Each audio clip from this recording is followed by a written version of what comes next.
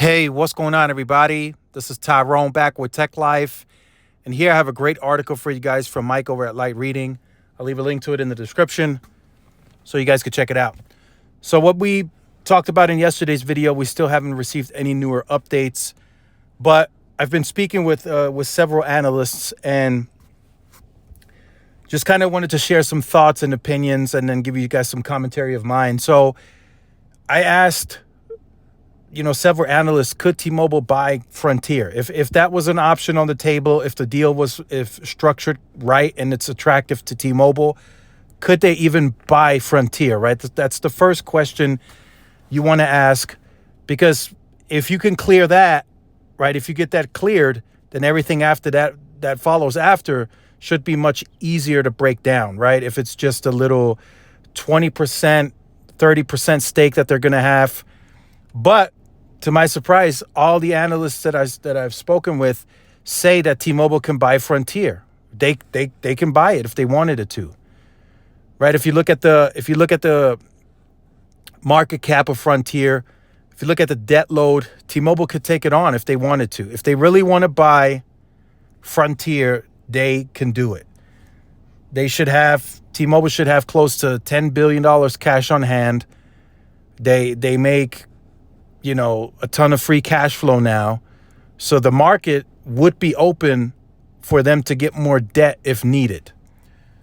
But, right, with everything that you do in life and, T-Mobile in business, it might not be the right decision right at this moment to go that cash intensive, right? Because this is a lot of money, especially coming off T-Mobile announcing that they're going to do a buyback and a dividend of close to $19 billion.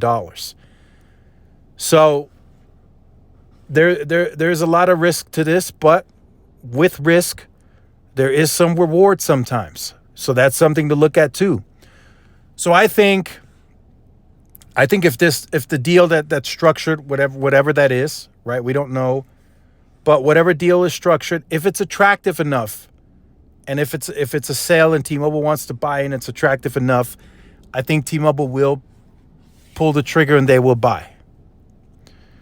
But outside of that, if it comes at too high of a premium, where T-Mobile's like, yeah, we can buy it, but we don't want to go that cash intensive because we're doing all this other stuff, then I think they would just want to buy a stake in the company. And then people are like, okay, if they get a solid stake, what do they do with that, right? Do they build out fiber eventually and then buy out the company in the future? That's a possibility, right? People are still saying, is this their way into the fiber to the cell site? I don't think so. I honestly don't think so. I think this is T-Mobile pivoting, and I think they're going straight fiber to the home. That's their play. We always talked about fixed wireless access, right? We talked about that in a lot of videos now.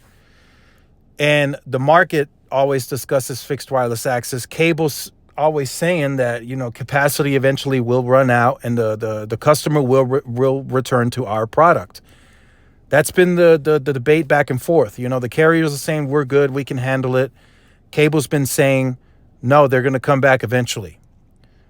So is T-Mobile with this move potentially signaling like, hey, eventually the market's going to get saturated, it's going to get real tight, cable will eventually fight back, we're not running out of capacity in the metros, but it's putting a strain on the network. I've had sincere conversation with some regional senior director engineers over at T-Mobile, and they tell me, in all honesty, T-Mobile will never say that, right? The C-level executives will never say this publicly.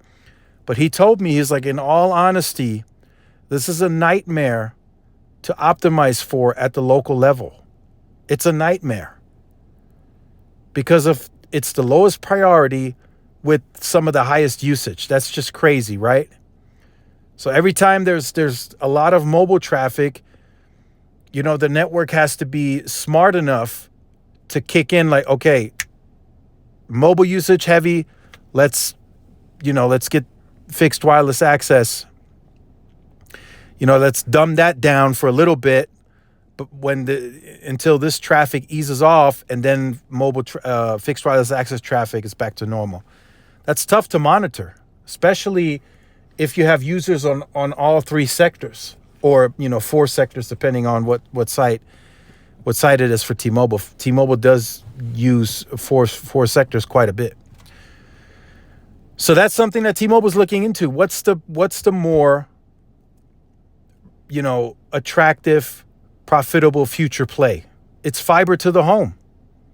And that's what I truly believe they're pivoting towards. Fixed wireless access will still be sold. But I think when the excitement tempers off, and when they've reached their guidance, right, outside of that, I don't think there's much more to pull. So let's just say, right, we know the guidance that T-Mobile wants to get to by 2025. It's 7 to 8 million. And then there's some slideshows out there that Neville presented at some conferences last year that state, by 2026, they think they can squeeze, to 9 to 10 million customers on fixed wireless access. That's a lot of usage. But the market is going to eventually ask, okay, well, what about outside of 9 to 10 million? Are you going to go to 11 to 12? What's it going to take for you to get to 15? What's the next goal that you want to reach? At that point, I'm going to be honest, with just the mid-band, T-Mobile might have to tap out. They might have to say, well, in order for us to get to that higher number, we're going to need more spectrum. And that's where the conversation is going to start. And it's probably already been starting. They're probably telling themselves, okay, we haven't really built a millimeter wave footprint. In the 8 cities, we slapped it on a few macros, but that's of no significance. So now they're going to say, they've been telling us at some of these analyst days, like, yeah, when we do our research, we can set aside a separate capital, 2 to 3 billion, and spend that on millimeter wave, right? But is that money being really used, in the best possible way by deploying millimeter wave for FWA? I would think the more logic, the more sense would be to spend that 2 to 3 billion on fiber to the home. It's just a better product. You can compete better, and it's a long-term churn. It will keep your churn low long-term. Eventually, fixed wireless access churn is going to spike again. If you guys haven't seen my stress test, go and check that out. It's on the channel.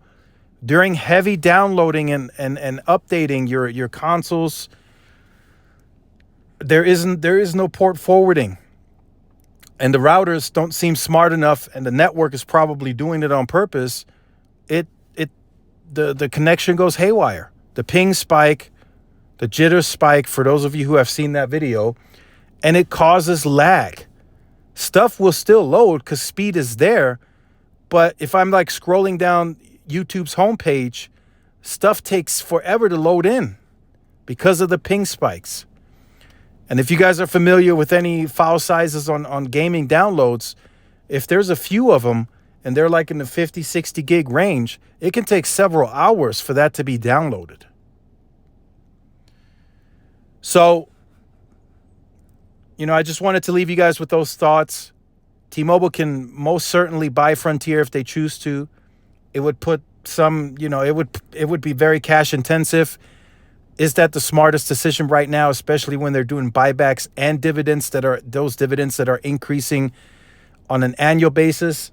Probably not. Probably not the smartest and best decision right this moment. But, I think a stake in the company and them continuing to deploy the fiber and then maybe a buyout in the future, I think that's the better option in this instant. So make sure you guys stay tuned for more. Like, share, subscribe, follow my social media outlets. This is Tyrone with Tech Live. See y'all in the next one. Peace.